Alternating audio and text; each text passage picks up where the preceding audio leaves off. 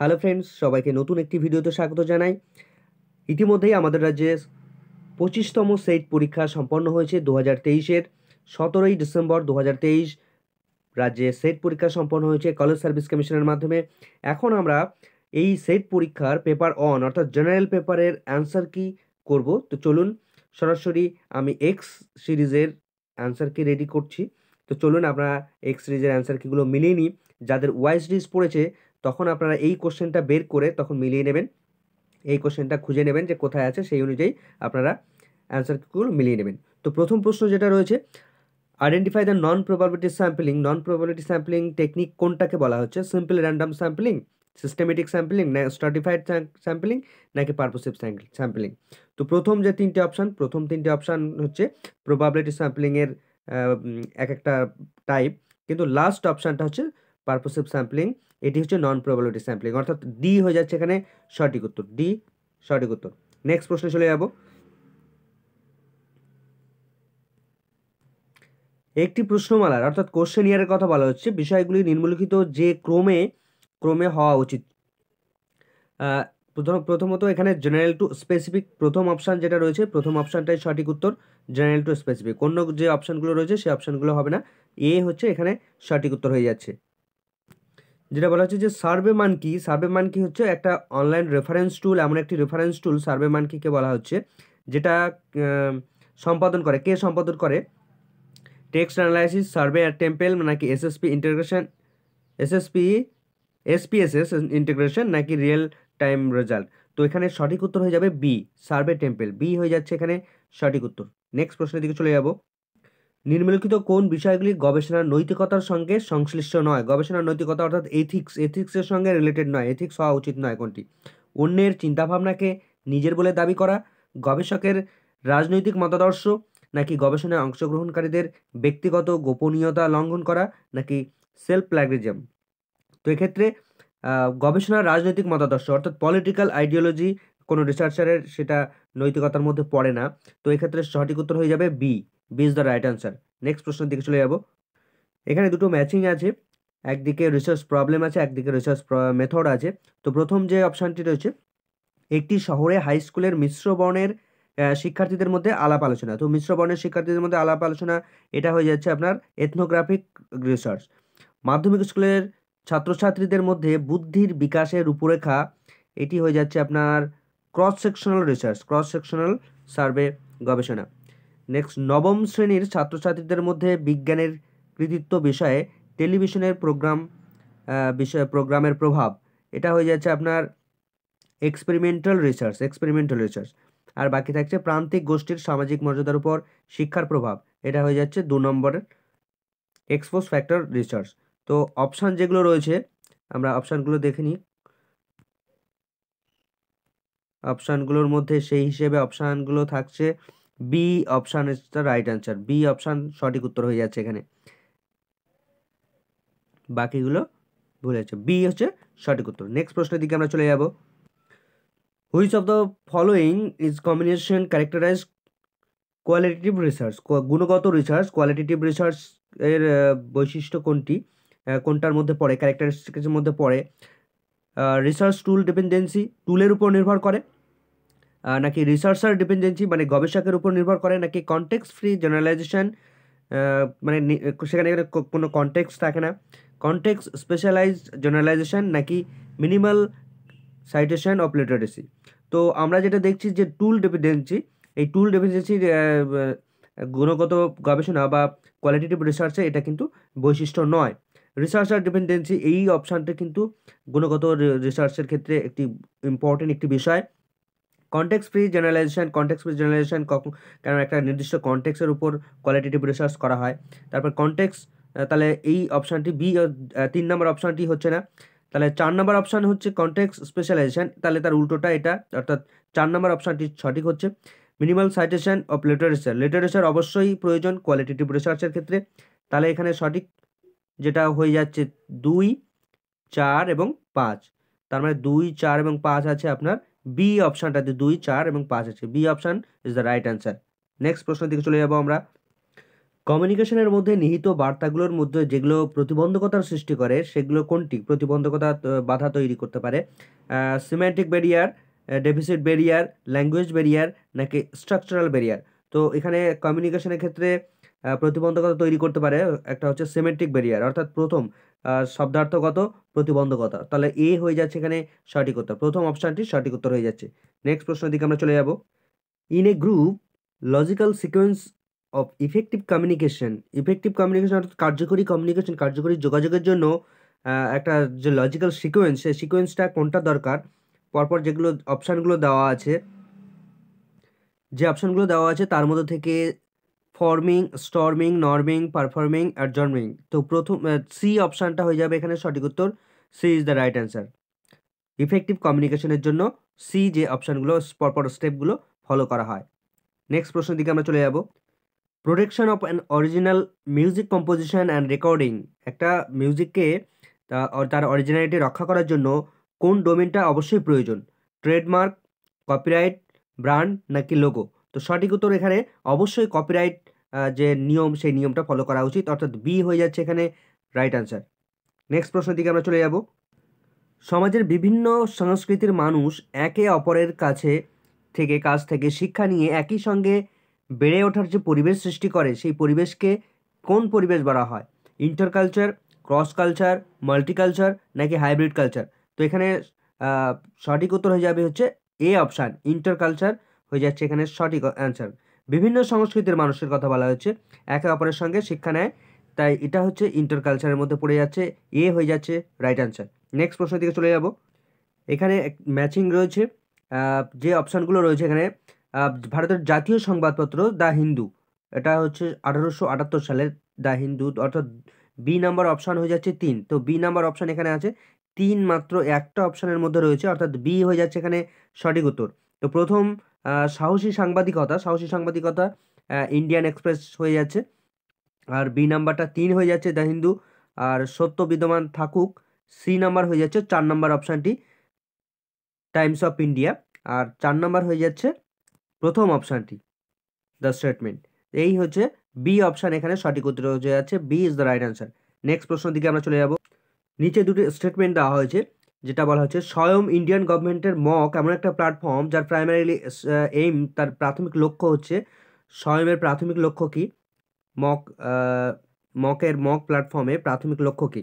তো দেশের দুর্বলতম সুবিধা বঞ্চিত, মানে বিভিন্ন সুযোগ সুবিধা থেকে বঞ্চিত ছাত্রগোষ্ঠী সহ সকলের কাছে উৎকৃষ্টতম শিক্ষা এবং শিখন সম্পদ পৌঁছে দেওয়া। অবশ্যই এটা ঠিক, প্রথম অপশনটা ঠিক। তারপরে দ্বিতীয়টা যেটা বলছে, শিক্ষার 3টি মুখ্য উদ্দেশ্য যথা অ্যাক্সেস, অ্যাকুইটি অ্যান্ড কোয়ালিটিকে সম্পাদন না করা। এই যে না করা, ওটা কখনো হতে পারে না, 3টি অবশ্যই প্রয়োজন ছিল। তাহলে বি অপশান কিন্তু সঠিক হচ্ছে না। তাহলে প্রথম অপশানটি সঠিক হিসেবে এখানে আছে, দেখুন বির মধ্যে যে প্রথম অপশানটি সঠিক কিন্তু দ্বিতীয় অপশানটি ভুল, অর্থাৎ এখানে অ্যান্সার হয়ে যাচ্ছে B is the right answer. Next প্রশ্নের দিকে আমরা চলে যাব। এই প্রশ্নে দুটি লিস্ট ম্যাচিং করাতে হবে, একদিকে রয়েছে ই লার্নিং প্ল্যাটফর্ম, অন্যদিকে রয়েছে ই লার্নিং রিসোর্স। তো আমরা যে অপশানগুলো রয়েছে এখানে দেখুন, স্বয়ং অপশান রয়েছে, স্বয়ং অপশান আমরা একটু আগে যেটা দেখলাম যে মকের মাধ্যমে অনলাইন পাঠ্যক্রম, তো প্রথম অপশানটি স্বয়মের ক্ষেত্রে কার্যকরী হয়ে যাচ্ছে। স্বয়ংপ্রভ একটা এমন একটা প্ল্যাটফর্ম যেটা সম্প্রচার নির্ভর পাঠ্যক্রম। স্বয়ংপ্রভ হচ্ছে একটা টেলিভিশন চ্যানেলের মতো, সেখানে বিভিন্ন প্রোগ্রামগুলো সম্প্রচার করা হয়। তো সি অপশান হয়ে যাচ্ছে বি, সি অপশানের সঙ্গে বি মিলে যাচ্ছে। এবং ই পাঠশালা মিলে যাচ্ছে আপনার গ্রেডিং লার্নিং বিষয়বস্তু ই পাঠশালা, আর দীক্ষা এর সঙ্গে বিদ্যাদান, অর্থাৎ এরকমভাবে যদি আমরা মেলাই তাহলে প্রথম অপশানটি 4-এ চলে যাচ্ছে। প্রথম অপশানটি 4 হচ্ছে, এখানে ডি অপশানটা is the right answer. Last অপশানটা এখানে মিলছে, স্বয়মের ক্ষেত্রে অন, হ্যাঁ মিলে যাচ্ছে 2, অর্থাৎ D option is the right answer. Next প্রশ্নের দিকে আমরা চলে যাব। Which of the following maximize in the learning এনভায়রনমেন্টকে সব থেকে ভালো তৈরি করতে পারবে বা ম্যাক্সিমাইজ করতে পারবে ইন এডুকেশনাল ইনস্টিটিউশন, কোন ধরনের পরিবেশের ক্ষেত্রে? এনগেজিং পেডাগজি নাকি ফরম্যাটিং এভালুয়েশন নাকি ক্যারিয়ার কাউন্সিলিং নাকি সাউন্ড এথিক্যাল গ্রাউন্ডিং? তো সবথেকে বেস্ট হচ্ছে এনগেজিং পেডাগজি, এনগেজিং পেডাগজি অর্থাৎ এ এখানে সঠিক উত্তর হয়ে যাচ্ছে, কেননা এ পেডাগজির সংক্রান্ত বিষয়গুলোর মাধ্যমে একটা শিক্ষার্থীর সঠিক যথাযথ পরিবেশ তৈরি করা সম্ভব হয়, লার্নিং এনভায়রনমেন্ট তৈরি করা সম্ভব হয়, তাই এ হয়ে যাচ্ছে এখানে সঠিক উত্তর। নেক্সট প্রশ্ন, এখানে একটি ম্যাচিং দেওয়া হয়েছে, দুটো লিস্টকে ম্যাচিং করাতে হবে। অ্যাডোলেসেন্স লার্নিংদের তাদের ক্যারেক্টারিস্টিক্স এবং অন্যদিকে ডোমেন আছে। তো প্রথম যে অপশানটি রয়েছে মূর্ত থেকে বিমূর্ত ভাবনার অভিমুখে চলন, তো মূর্ত থেকে বিমূর্ত ভাবনার অভিমুখে চলনের এটা হচ্ছে আপনার কগনেটিভ, কগনেটিভ অর্থাৎ বি 2 নম্বর, এ প্রথম অপশানটি এ হয়ে যাচ্ছে। 2 নম্বর অপশানটিতে ব্যক্তিগত অস্তিত্ব প্রতিষ্ঠার লক্ষ্যে একটি প্রক্রিয়া, এটি একটি ব্যক্তিগত অস্তিত্ব প্রতিষ্ঠার জন্য এটা হচ্ছে সোশ্যাল হয়ে যাচ্ছে। এ প্রথম অপশানটির দিকে চলে যাচ্ছে। প্রতিরোধী ও মোকাবেলা করার দক্ষতা প্রদর্শন, প্রতিরোধী মোকাবেলার দক্ষতা এটা হচ্ছে আপনার ইমোশনালের দিকে চলে যাচ্ছে 4 নম্বর অপশানটিতে। তো প্রথম আমরা যেটা দেখছি এই অপশানটা 2 নম্বর অপশান, বি হচ্ছে 1 নম্বরে এবং সি হয়ে যাচ্ছে 4 নম্বর অপশানটিতে, এবং লাস্ট অপশান ব্যক্তিগত সিদ্ধান্ত গ্রহণের গুরুত্ব দান, এটা হয়ে যাচ্ছে আপনার একাডেমিক 3 নম্বরের ক্ষেত্রে চলে যাচ্ছে। তো লাস্ট অপশানটি is the right answer, D হয়ে যাচ্ছে এখানে রাইট আনসার। নেক্সট প্রশ্ন দিকে যাব, একটি ফার্মের 2 বছরের 2010 সাল এবং 2011 সালের বার্ষিক ব্যয়ের তালিকা দেওয়া আছে এখানে। বাঁদিকে এখানে 2010 সালের ব্যয় দেওয়া আছে এবং 2011 সালের বার্ষিক ব্যয় দেওয়া আছে। এই দুটি টাকার অঙ্কের উল্লেখ করা হয়েছে। 2011 সালে নিম্নলিখিত কোন দুটি বিভাগ একই শতাংশ বৃদ্ধি দেখাচ্ছে, অর্থাৎ এখানে বাঁদিকে র মেটেরিয়ালস দেওয়া আছে, কাঁচামাল, বিদ্যুৎ এবং জ্বালানি খরচ, স্যালারি খরচ দেওয়া আছে, অন্যান্য মেশিনারি খরচ দেওয়া আছে, অ্যাডভার্টাইজমেন্টের বিজ্ঞাপন দেওয়ার খরচ আছে, রিসার্চ এবং ডেভেলপমেন্টের খরচ দেওয়া আছে। তো প্রত্যেক বছরের ক্ষেত্রে প্রত্যেক মেটেরিয়ালসের ক্ষেত্রে এখানে 5,200 টাকা প্রথমে ছিল 2010 সালে ব্যয়, এবং 2011 সালে টাকার পরিমাণ বেড়েছে। তো এইটা থেকে আমরা যদি একটা দেখি যে 6,240, এটা থেকে বেড়েছে কত, -5,200। আমরা যদি একটা করে নিই তো বিয়োগ করলে এখানে দাঁড়াচ্ছে আপনার 1,040 দাঁড়াচ্ছে হচ্ছে ডিফারেন্স, মানে 1,040 টাকা বেড়েছে। এবার এটাকে যদি আমরা পার্সেন্টেজ করি তাহলে 1,040কে এটাকে আমাদের ডিভাইডেড করতে হবে, মূল যে অংশটা ছিল 5,200, এইটা মূল বিষয়টা ছিল। এবার এটাকে ডিভাইডেড করে এটাকে 100 করলে 100% বের করতে হবে, 100% বের করলে এটা ক্যালকুলেশন করে দাঁড়াচ্ছে 20%। এভাবে প্রত্যেকটার ক্ষেত্রে পার্সেন্টেজ বের করতে হবে। মূলটা থেকে যেটা বৃদ্ধি পেয়েছে, বৃদ্ধি পাওয়া অংশটার থেকে মূলটা বিয়োগ করতে হবে বাঁ দিকেরটা, অর্থাৎ ডান দিকের যে অংশটা রয়েছে সেটা থেকে বিয়োগ করতে হবে বাঁ দিকেরটা বিয়োগ করে মূলটা থেকে ভাগ করতে হবে, ভাগ করে 100 দিয়ে গুণ করতে হবে, গুণ করলে তার পার্সেন্টেজ বেরোবে। এভাবে প্রত্যেকটার পার্সেন্টেজ যদি আমরা বের করি তাহলে আমরা দেখতে পাবো যে প্রথম অপশানটাতে বেরিয়েছে আমার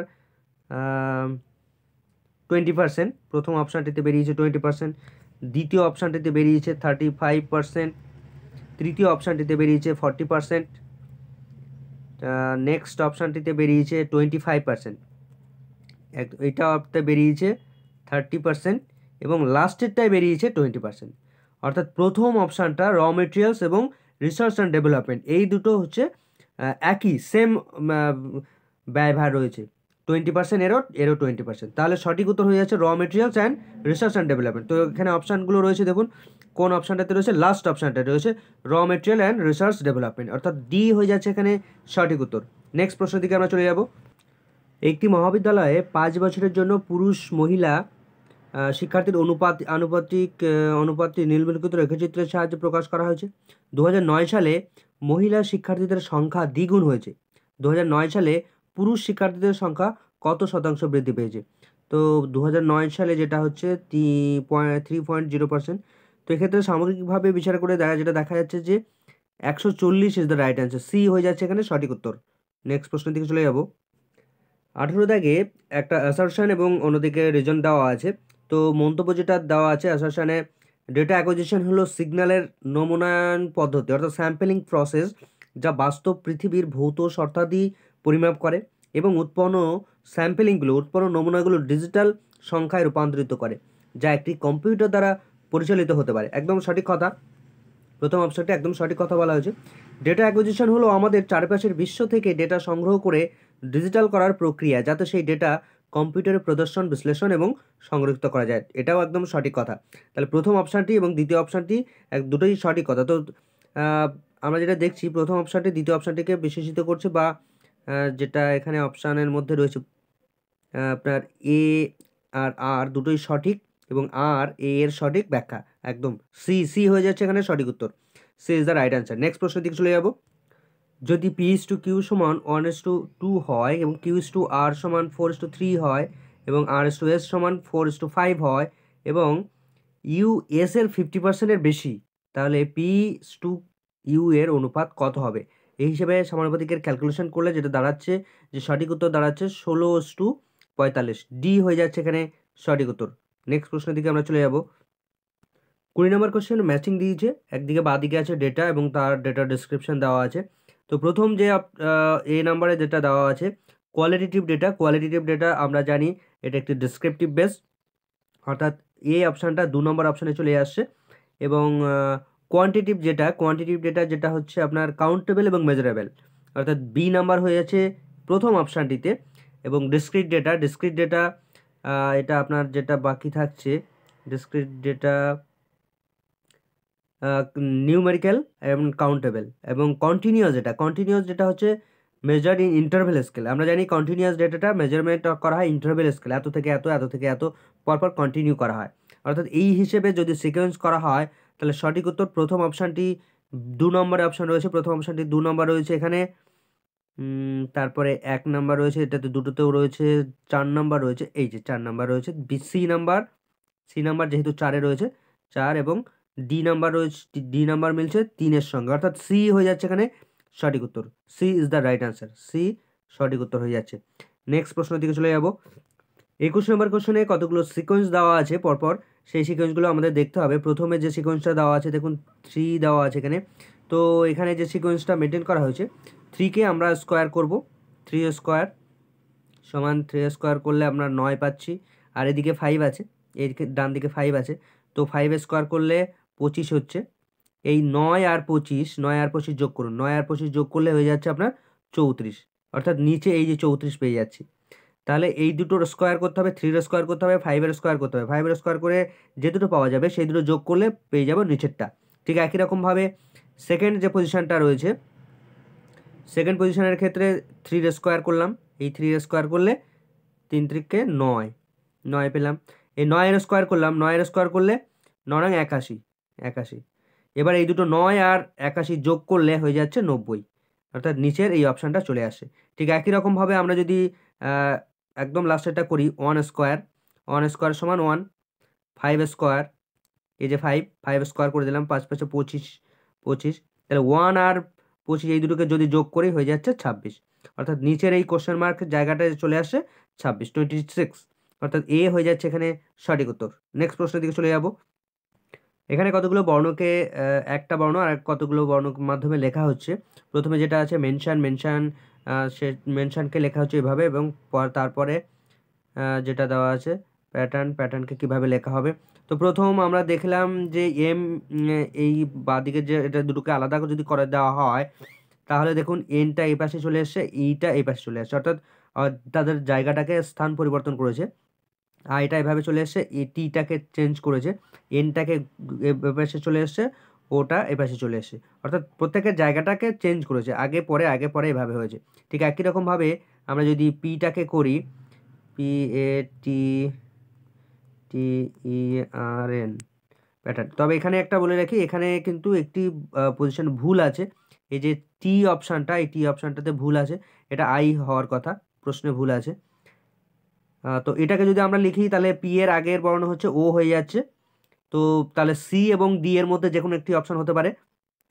তাহলে এখানে আছে আপনার টিটা আগে চলে আসবে, এই টিটা আগে চলে আসবে, এটা পরে চলে যাবে, এদিকে ইটা আগে আসবে, তারপরে টিটা চলে যাবে, এভাবে কিন্তু হবে। তো এক্ষেত্রে টি আছে দেখুন, তো সেক্ষেত্রে টি হয়ে যাচ্ছে লাস্ট অপশানটাতে। আবার সি নাম্বার অপশানটাতেও টি আছে, প্রথম দিকে দেখুন সমস্তটাই মিল আছে, কিন্তু লাস্টের দিকে গিয়ে শুধুমাত্র আর এন আছে। কি দেখুন এখানে এন লাস্টে আছে, সুতরাং এখানে লাস্টে এন হওয়ার কথা নয়, এন হবে না, কেননা তাদের জায়গা পরিবর্তন হয়েছে। তার আগে আছে আর, আরটা লাস্টে চলে যাবে, এই আরটা লাস্টে চলে যাবে, লাস্টে চলে গেলে তাহলে সি হয়ে যাচ্ছে এখানে সঠিক উত্তর। C is the right answer. Next প্রশ্নে আমরা চলে যাব। নিম্নের রেখাচিত্রে প্রশ্নবোধক চিহ্নটি কোন সংখ্যা দ্বারা প্রতিস্থাপিত হতে পারে? এই যে জিজ্ঞাসা চিহ্ন করা আছে, জিজ্ঞাসা চিহ্ন ওখানে কোন সংখ্যাটা হবে? তো আমরা যদি দেখি এখানে 4 লেখা আছে, 4 লেখা আছে মানে এর 4টি দেখুন বাহু, 4টি বাহু আছে। এখানে 4 লেখা আছে মানে এরও 4টি বাহু আছে। এখানে 4 লেখা আছে মানে এরও 4টি বাহু আছে। এখানে 3 লেখা আছে মানে এখানে এর 3টি বাহু আছে। তাহলে মাঝখানে যে কোশ্চেন মার্ক যে জায়গাটা রয়েছে, এই কোশ্চেন মার্কের এখানে কটা বাহু আছে দেখুন, 1টা 2টো 3টে 4টে 5টি বাহু আছে। এই টোটাল 5টি বাহু এখানে মাঝখানে 5 হবে, সুতরাং তাহলে 5 হয়ে যাচ্ছে। এখানে রাইট অ্যান্সার হচ্ছে ডি অপশানটা, D is the right answer. Next প্রশ্ন চলে যাবো। 24 নম্বর কোশ্চেনে যেটা দেওয়া আছে, এখানে একটা নাম্বার ফাইন্ড করতে হবে, খুঁজতে হবে। তো এখানে প্রথমে দেখুন 8 থেকে পরপর বাড়ছে, কিভাবে বাড়ছে, কোন সিকোয়েন্সে বাড়ছে? 2 এর কিউব করা আছে, 2 এর কিউব সমান 8, 3 এর কিউব সমান 8, এই 27, 3 এর কিউব সমান 27 হচ্ছে। এখানে 4 এর কিউব মানে 64 হচ্ছে, 5 এর কিউব সমান 125 হচ্ছে এবং 6 এর কিউব সমান 216 হচ্ছে। তাহলে এখানে 7 এর কিউব হবে। 7 এর কিউবকে করলে যেটা দাঁড়াচ্ছে সেটা হচ্ছে 343। 7 এর কিউব মানে 343, অর্থাৎ 343 আছে সি অপশানটাতে, অর্থাৎ এখানে সঠিক উত্তর হয়ে যাচ্ছে C. C option is the right answer. Next প্রশ্ন চলে যাব। 25 নম্বরে নিম্নলিখিত শব্দ সময়ের মধ্যে কোনটি অন্যদের থেকে আলাদা? দেখুন প্রথম যে অপশানটি রয়েছে, ইউ এর পরে এ আছে। ইউ কোথায় আছে? ইউ দেখুন এই যে ইউ আছে এখানে, আর এ হচ্ছে প্রথমে রয়েছে। তারপরে কি আছে? ভি। ইউ এর পাশে ভি, একটা বাদে একটা, ভি এর পাশে বি আছে, মানে একটা বাদে একটা পরপর বর্ণ নেওয়া হয়েছে। এই ইউ থেকে এর এ বি এর পাশাপাশি চলে যাচ্ছে, ইউ ভি পাশাপাশি আসছে। তারপরে ডাব্লিউ আছে, ডাব্লিউ এর পাশে সি আছে, অর্থাৎ পরপর একটার বাদে একটা পাশাপাশি আছে, তাহলে এটা একটা সিকোয়েন্সে আছে। এবার যদি আমরা বিটা দেখি, সি এর পরে এইচ আছে, সি এখানে সি আছে, তারপরে এইচ আছে, সি এর পরে এইচ, তারপরে আই আছে, সি এর পাশে ডি হওয়া উচিত ছিল কিন্তু ডি নেই, তারপরে আই আছে, এইচ এর পরে আই আছে, ঠিক আছে, তারপরে ডি আছে, ডি আছে কিন্তু সি নেই এখানে, তারপরে জে আছে, জে আছে, তারপরে ই আছে কিন্তু এখানে সি অপশানটা নেই। আচ্ছা নেক্সট অপশানে আমরা দেখি, এক্স এর পর এল আছে, এক্স কোথায়? এই যে এক্স, এক্স এর পর এল আছে, এল কোথায়? এল, এই যে এক্স এর পর এল। এবার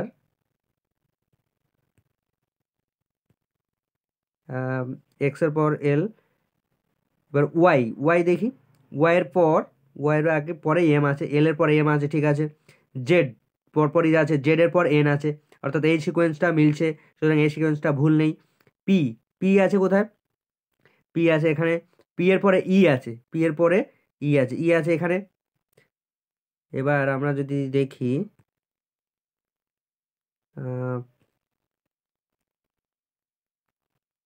কিউ, কিউ আছে, পি এর পরে কিউ আছে, কিউ এর পরে এফ আছে, ই এর পরে এফ, মানে পরপর আছে দেখুন, তারপরে আর, আর হচ্ছে তারপরেই আছে এবং তারপর জি আছে, অর্থাৎ পরপর একটা সিকোয়েন্স আছে, ই থেকে শুরু করে জি পর্যন্ত একটা সিকোয়েন্স আছে, কিন্তু বি অপশানটার কোনো সিকোয়েন্স নেই, মানে একটা সিকোয়েন্সে ভুল আছে, সুতরাং বি হচ্ছে এখানে আলাদা, অর্থাৎ B is the right answer এখানে হয়ে যাচ্ছে। নেক্সট প্রশ্ন চলে যাব। 26 দাগে এক ব্যক্তির কাছে পার্সেল করার জন্য কতগুলো ছোট বাক্স ছিল? অনেকগুলো বাক্স আছে পার্সেল করবে, সে যদি প্রতিটি পার্সেলে, যদি প্রত্যেকটা পার্সেলে 3টে করে বাক্স রাখে, তাহলে প্রতি ক্ষেত্রে তার একটি করে বাক্স পড়ে থাকবে, মানে একটি করে এক্সট্রা পড়ে থাকবে। যদি সে 4টি করে প্রত্যেকটা বাক্স দেয় তাহলে একটি বাক্স পড়ে থাকবে লাস্টে গিয়ে। যদি সে 5টি করে বাক্স প্রত্যেকটা পার্সেলের মধ্যে দেয় তবুও একটি বাক্স পড়ে থাকবে। যদি সে 6টি করে প্রত্যেকটা বাক্সের মধ্যে দেয় তবুও একটি বাক্স পড়ে থাকবে অবশিষ্ট। তার মানে কি নতুন আরেকটা একটা বাক্সের জন্য আবার একটা পার্সেল তাকে করতে হবে। তো তারপরে বলা হচ্ছে প্রতিটি পার্সেলে যদি 7টি করে বাক্স রাখে তাহলে তার কোনো বাক্স আর অবশিষ্ট পড়ে থাকে না। তাহলে লোকটির কাছে পার্সেল করার জন্য কটি বাক্স থাকতে পারে? তো এক্ষেত্রে আমরা অর্থাৎ যেটা দেখব যে 7 দিয়ে কোন সংখ্যাটিকে বিভাজ্য হয়, 7 দিয়ে কোন সংখ্যাটাকে ভাগ করলে আর অবশিষ্ট পড়ে থাকবে না। আমরা দেখব যে 3, 4, 5, 6 এই সংখ্যাগুলো দিয়ে এই সংখ্যাগুলোকে ভাগ করলে সব ক্ষেত্রেই প্রতি ক্ষেত্রেই অবশিষ্ট থাকবে, কিছু না কিছু অবশিষ্ট থাকবে। তো এক্ষেত্রে 7 দিয়ে কোন সংখ্যাটাকে ভাগ করলে কোনো অবশিষ্ট থাকবে না? এক্ষেত্রে সঠিক উত্তর হয়ে যাবে 301, অর্থাৎ ডি হয়ে যাচ্ছে এখানে রাইট অ্যান্সার। নেক্সট প্রশ্নের দিকে চলে যাব। 27 নম্বরে, একটি বাসের যাত্রীদের ভিতরে 6 জন তামিল ভাষায় কথা বলতে পারে, 15 জন হিন্দি ভাষায় কথা বলতে পারে, আর 6 জন গুজরাটি ভাষায় কথা বলতে পারে। এদের মধ্যে কেউ অন্য আর কোনো ভাষায় কথা বলতে পারে না। যদি এদের মধ্যে কথা বলা হচ্ছে, এদের মধ্যে দুজন ব্যক্তি যদি হতো, দুজন ব্যক্তি দুটি ভাষায় কথা বলতে পারে আর একজন ব্যক্তি 3টি ভাষায় কথা বলতে পারতো, তাহলে বাসে কতজন যাত্রী আছে, মানে কতজন যাত্রী হতো, তাহলে আমরা আগে দেখি টোটাল মোট কতজন আছে। 6 জন হচ্ছে তামিল ভাষায় কথা বলতে পারে, 15 জন হলো হিন্দি ভাষায় কথা বলতে পারে এবং 6 জন হলো গুজরাটি ভাষায় কথা বলে। এই হিসেবে টোটাল আমরা যদি যোগ করি তাহলে দাঁড়ায় 27 জন ব্যক্তি। এখন যেটা বলা হচ্ছে যে দুজন দুটি ভাষায় কথা বলতে পারে।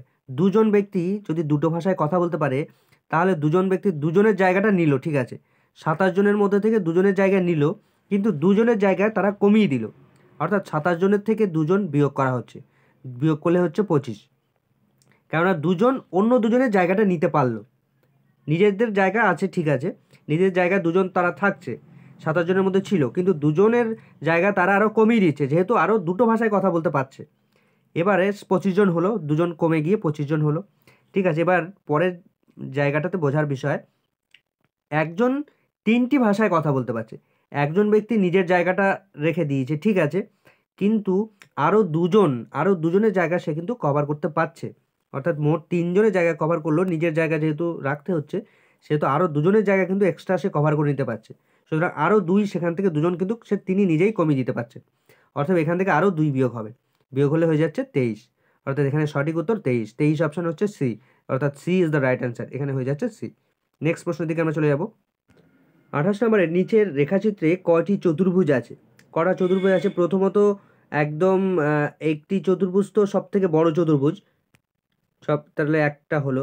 এবার এই একটা চতুর্ভুজ, একটা 4টে চতুর্ভুজ আছে, 4টে হলো, এই 4টে মিলে একটা চতুর্ভুজ আছে, আর একটা হলো এই হচ্ছে আপনার, এটা তো হলো। এবার তার পাশাপাশি এখানে আরেকটা রয়েছে, এই একটা দুটো,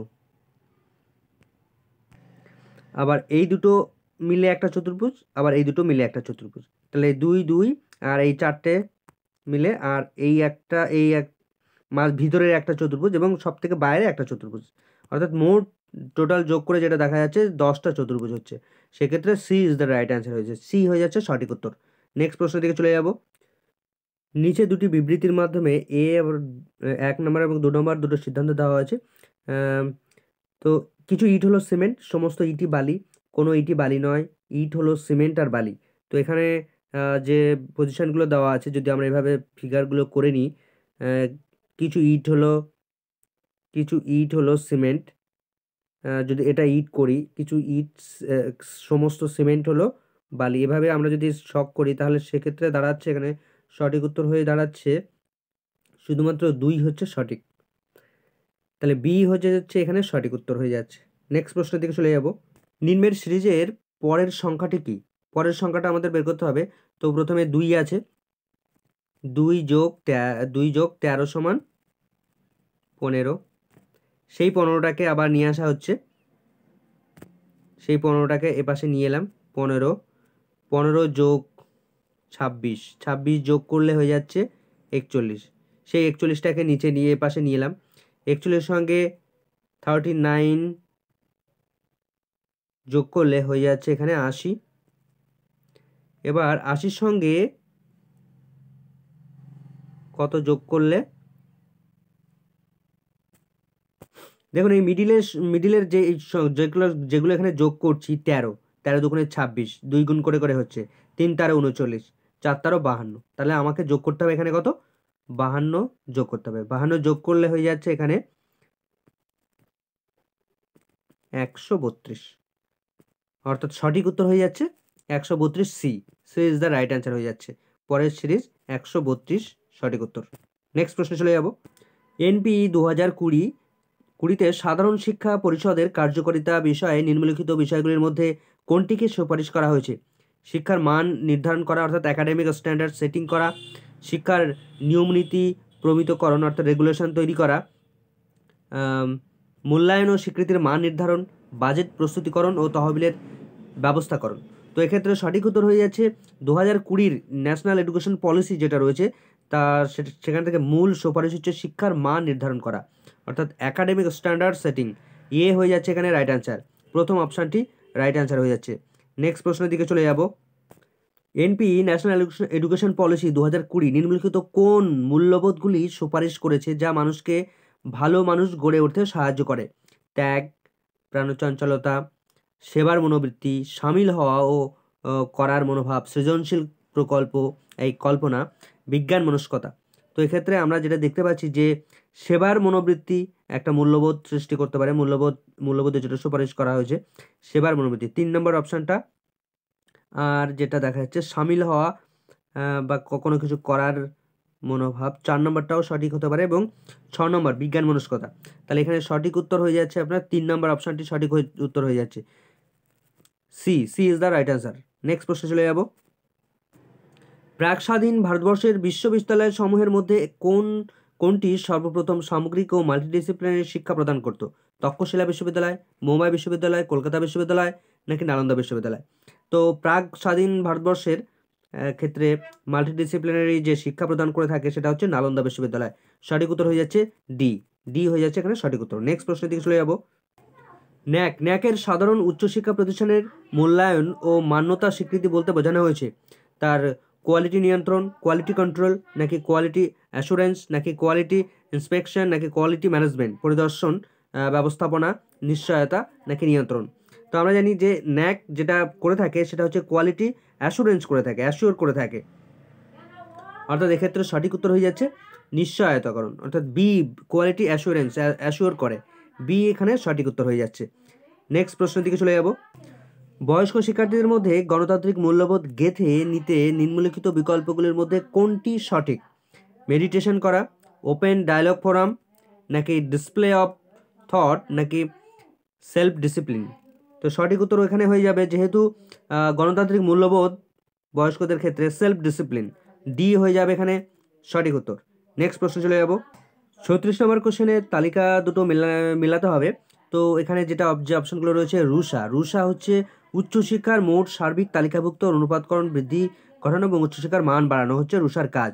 তো সি নাম্বার হয়ে যাচ্ছে প্রথম অপশানটি। তো সি নাম্বারের মধ্যে যদি আমরা দেখি প্রথম অপশানটি চলে আসছে লাস্ট অপশান ডি। এক্ষেত্রে এনডিএল এর ক্ষেত্রে উচ্চশিক্ষার উপকরণের ডিজিটাল ভান্ডার 2 নম্বর হয়ে যাচ্ছে। আর 2 নম্বর বি নাম্বার হয়ে যাচ্ছে আপনার লাস্ট অপশানটিতে। 3 নাম্বার তো প্রথম অপশানটা, একদম লাস্টেরটা হয়ে যাচ্ছে 3 নাম্বার উচ্চশিক্ষা প্রযুক্তি, তার সেক্ষেত্রে ডি হয়ে যাচ্ছে এখানে সঠিক উত্তর। নেক্সট প্রশ্নের দিকে আমরা চলে যাব। গবেষণায় তথ্যের প্রয়োগ ও গবেষকদের জন্য তা সহজগম্য করার উদ্দেশ্যে আইসিটি একটি প্রধান বাহক একটা আপনার এখানে অ্যাপ্লিকেশন, এমন একটা অ্যাপ্লিকেশন ওয়ান ল্যান্ড নাকি ইন্টারনেট নাকি স্কাইপ। তো সঠিক উত্তর এখানে হয়ে যাচ্ছে আপনার ওয়াইড এরিয়া নেটওয়ার্ক। তো বৃহত্তর একটা এরিয়ার নেটওয়ার্কের জন্য কাজ করে তো সেক্ষেত্রে এ হয়ে যাচ্ছে এখানে সঠিক উত্তর। নেক্সট প্রশ্নের দিকে চলে যাব। মাল সরবরাহকারী বিক্রেতা, ক্রেতা, বাণিজ্যিক সংস্থা ইত্যাদির বাণিজ্যিক সূচনা মজবুত ও নিয়ন্ত্রণ করার জন্য ব্যক্তিগত, ভেরি ভেরি ইম্পর্টেন্ট একটি শব্দ, ব্যক্তিগত মালিকানায় যে নেটওয়ার্ক কাজ করে তা হলো এক্সট্রানেট নাকি ইন্ট্রানেট নাকি পার্সোনাল অর্থাৎ পার্সোনাল এরিয়া নেটওয়ার্ক। তো এক্ষেত্রে সঠিক উত্তর হয়ে যাবে হচ্ছে ইন্ট্রানেট, সি হয়ে যাবে এখানে সঠিক উত্তর, intranet, C is the right answer.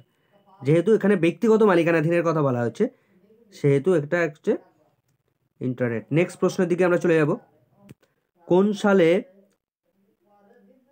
প্রোটক্ট ও গ্যাম্বেলের এই সবার Kevin Ashton internet of things পরিভাষার নামকরণটি করেছিলেন? তো এটা সঠিক উত্তর হয়ে যাবে সি 1999 সালে। 39-এর সঠিক উত্তর সি 1999 সাল। নেক্সট প্রশ্নে চলে যাব। 40 নম্বর কোশ্চেনের ক্ষেত্রে কমিউনিকেশন প্রযুক্তি যেমন কম্পিউটার, স্মার্টফোন ও অন্যান্য ডিজিটাল যন্ত্রের সাহায্যে সদা সর্বদা সংযুক্ত থাকার অবস্থাকে বলা হয় ডিজিটাল কালচার, নাকি ডিজিটাল সেলফ, নাকি ডিজিসেভি, নাকি ডিজিটাল সেলভি। তো এক্ষেত্রে কমিউনিকেশন প্রযুক্তির কম্পিউটার, স্মার্টফোন, অন্যান্য ডিজিটালের সঙ্গে সর্বদা কানেক্ট করার কথা বলা হচ্ছে। তো এই প্রযুক্তিটাকে বলা হয় ডিজিটাল সেলফি, অর্থাৎ ডি হয়ে যাচ্ছে এখানে সঠিক উত্তর। ডিজিটাল সেলফি সঠিক উত্তর হয়ে যাচ্ছে D. D is the right answer. 40-এর ডি উত্তর সঠিক। নেক্সট প্রশ্নের দিকে যাব। 41 নম্বরে যেটা বলা হচ্ছে যে অ্যানথ্রোপোলজি কন্টামিনেশন যে দূষণের প্রত্যক্ষ ফল, সেটি হচ্ছে হিউম্যান অ্যাক্টিভিটিস, নাকি যানবাহন, ভেহিকেলের ক্ষেত্রে যানজট বা কম তাপমাত্রা, লো টেম্পারেচার, এবং ডাস্ট পলিউশন বা ধূলি দূষণ। তো এক্ষেত্রে সঠিক উত্তর হচ্ছে অ্যানথ্রোপোলজি কন্টামিনেশন যেটা হয়ে থাকে সেটা হচ্ছে মানুষের বিভিন্ন অ্যাক্টিভিটিসের ফলে এটা তৈরি হয়। তো হিউম্যান অ্যাক্টিভিটিস এটা হচ্ছে সঠিক উত্তর হয়ে যাচ্ছে এ হয়ে যাচ্ছে সঠিক উত্তর। নেক্সট প্রশ্ন চলে যাব। জল দূষণের ক্ষেত্রে ওয়াটার পলিউশনের ক্ষেত্রে জলপথে নাইট্রোজেন ও ফসফরাসের নিম্নমাত্রার কারণে আগ্রাসী উদ্ভিদের বৃদ্ধিকে প্রভাবিত করে না, জল দূষণ এটা করে না। মৃত্তিকার মাইক্রোফ্লোরা আর প্রভাবিত করে, গাছপালাকে বেড়ে উঠতে সাহায্য করে এবং গাছকে জল থেকে বিপজ্জনক রাসায়নিক শোষণ করতে দেয় না। জলজ উদ্ভিদের সালোকসংশ্লেষের হারকে প্রভাবিত করে। কোনটি সঠিক? তো এক্ষেত্রে আমরা যেটা দেখছি উদ্ভিদের মাইক্রোফ্লোরা প্রভাবিত করে, এটি একটি জল দূষণের প্রভাব, এবং অন্যটি জলজ উদ্ভিদের সালোকসংশ্লেষের হারকে প্রভাবিত করতে করে। তো এক্ষেত্রে সঠিক উত্তর হয়ে যাচ্ছে 2 নম্বর এবং 4 নম্বর, অর্থাৎ 2 এবং 4 হিসেবে সি হয়ে যাচ্ছে এখানে সঠিক উত্তর। নেক্সট প্রশ্নের দিকে চলে যাব। 43 নম্বরে আমরা দেখব নিম্নলিখিতগুলির মধ্যে যেটি নন ফসিল ফুয়েল যেটাকে বলা হচ্ছে, অর্থাৎ জ্বালানি জীবাশ্ম নয়, কোনটা? সেটা হচ্ছে কয়লা, ইউরেনিয়াম, প্রাকৃতিক গ্যাস, নাকি অশোধিত তেল। দেখুন এখানে যে অপশানগুলো রয়েছে কয়লা, প্রাকৃতিক গ্যাস এবং অশোধিত তেল, এই তিনটি কিন্তু জীবাশ্ম জ্বালানি, এরা একই ক্যাটাগরির মধ্যে পড়ছে। সুতরাং ইউরেনিয়াম কিন্তু অন্য ক্যাটাগরির মধ্যে পড়ছে, যে জীবাশ্ম জ্বালানি নয়। সেক্ষেত্রে বি হয়ে যাচ্ছে এখানে রাইট অ্যান্সার, নন ফসিল ফুয়েল এটা। নেক্সট 44 নম্বরের কোশ্চেনে আমরা চলে যাব। সাইলেন্ট স্প্রিং গ্রন্থের রচয়িতাকে? মেধা পাটেকার, অমিতাভ ঘোষ, আর্নল্ড হেকেল, নাকি রাসেল কার্সন। তো এক্ষেত্রে সঠিক উত্তর সাইলেন্ট স্প্রিং এই গ্রন্থটি রচনা করেছেন রাসেল কার্সন। সঠিক উত্তর হয়ে যাচ্ছে ডি। নেক্সট প্রশ্নের দিকে চলে যাব। মানব জাতির মঙ্গল বিধান, সামাজিক সমতা, পরিবেশগত বিপন্নতা, ঝুঁকি হ্রাস, বাস্তুতান্ত্রিক ঘাটতি, নিম্নলিখিতগুলির মধ্যে কোনটির সঙ্গে যুক্ত? সোশ্যাল সাস্টেনেবিলিটি, নাকি গ্রিন ইকোনমি, নাকি সাইলেন্ট স্প্রিং, নাকি মন্ট্রিল প্রোটোকল। তো এই যে বিষয়গুলো দেখা যাচ্ছে, মানব জাতির মঙ্গল বিধান, সামাজিক সমতা, পরিবেশগত বিপন্নতার ঝুঁকি হ্রাস করাচ্ছে, কমিয়ে নিয়ে আসছে, বাস্তুতান্ত্রিক ঘাটতি প্রমুখ, এই সমস্ত বিষয়গুলো সোশ্যাল সাস্টেনেবিলিটির সঙ্গে যুক্ত আছে, অর্থাৎ সঠিক উত্তর হয়ে যাচ্ছে A is the right answer. Next প্রশ্নের দিকে চলে যাব। 46 থেকে 50 নম্বরের প্রশ্নগুলো একটা টেক্সট দেওয়া আছে, টেক্সটটা আপনারা স্ক্রিনশট নিয়ে নিতে পারেন। তো আমি একটু নিচের দিকে যাচ্ছি, স্ক্রিনশট প্রয়োজনে থামিয়ে আপনারা নিয়ে নিতে পারেন।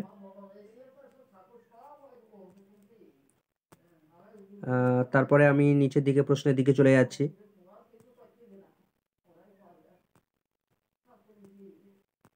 তো 46 নম্বর প্রশ্নে নিম্নলিখিত অনুচ্ছেদ অনুযায়ী সম্পাদকের কী কাজ? কেবল টাইপ সংক্রান্ত সংশোধন, মার্কেটিং, কৌশল স্থিরীকরণ, এই সমস্ত বিষয়, নাকি পাণ্ডুলিপি বহুবার পুঙ্খানুপুঙ্খভাবে পড়বেন, নাকি কদাচিৎ পাণ্ডুলিপি পড়েন, নাকি কদাচিৎ লেখকের সঙ্গে যোগাযোগ করবেন।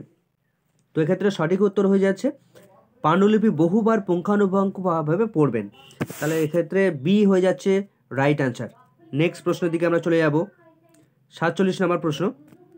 সম্পাদক ও লেখকের মধ্যে বন্ধুত্ব অথবা এই জাতীয় সম্পর্কের বিষয়টি প্রতিষ্ঠিত হয় কিভাবে? প্রকাশিত রচনায়, নাকি মুদ্রণের ফাইলে, নাকি প্রকাশকের ফাইলে, নাকি প্রকাশনার ফাইল ও জনশ্রুতিবাহিত সুপরিচিত গল্পে।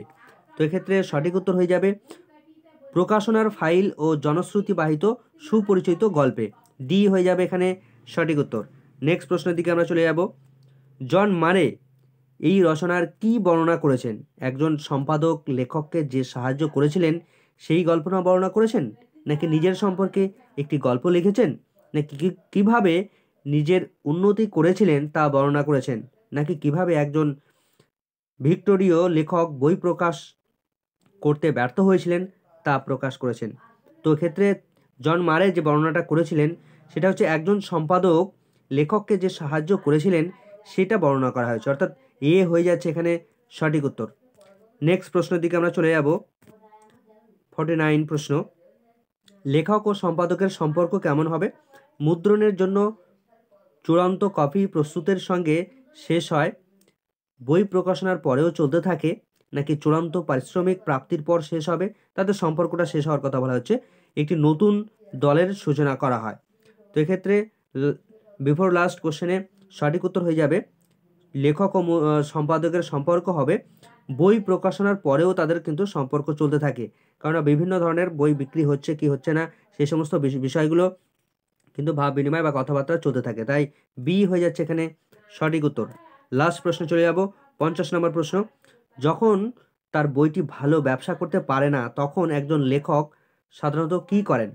প্রকাশনা সংস্থা থেকে প্রত্যাহার করেন, নাকি বইটি পুনর্লিখন করেন, তার রাগ সম্পাদকের কাছে প্রকাশ করেন, নাকি নতুন একটি প্রকাশনা সংস্থার সঙ্গে প্রকাশনা সংস্থার সন্ধান করেন?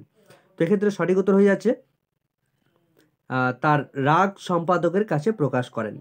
যেহেতু ভালো ব্যবসা করতে পারছে না বইটি, সেহেতু সি হয়ে যাচ্ছে এখানে সঠিক উত্তর। আশা করি সমস্ত অ্যান্সারগুলো আপনারা মিলিয়ে নিতে পেরেছেন, এবং যাদের ওয়াই সিরিজ আছে তারা থেমে থেমে ভিডিওটি দেখে দেখে মিলিয়ে নেবেন। আর এটি একটি আনঅফিসিয়াল অ্যান্সার কি আমরা তৈরি করলাম, অফিসিয়াল অ্যান্সার কি এলে আমরা অবশ্যই ভিডিও আবার করব, ততক্ষণে আপনারা সঙ্গে থাকবেন এবং নতুন নতুন এই ধরনের আপডেট বিভিন্ন খবরাখবরের জন্য ভিডিওটি অবশ্যই লাইক করবেন এবং চ্যানেলটিতে নতুন হলে অবশ্যই একটু সাবস্ক্রাইব করে রাখবেন, এবং আমার টেলিগ্রাম চ্যানেল যেটা রয়েছে সেই টেলিগ্রাম চ্যানেল ডেসক্রিপশন বক্সে লিঙ্ক দিয়ে দেবো, সেখানে আপনারা জয়েন হয়ে যাবেন। নতুন নতুন যে আপডেটগুলো আসবে সেগুলো আপনারা সেখান থেকে সহজেই খুঁজে নিতে পারবেন। তো ভিডিওটি ভালো লাগলে অবশ্যই একটু লাইক করে যাবেন এবং কমেন্ট করে জানাবেন। তো সকলকে ধন্যবাদ।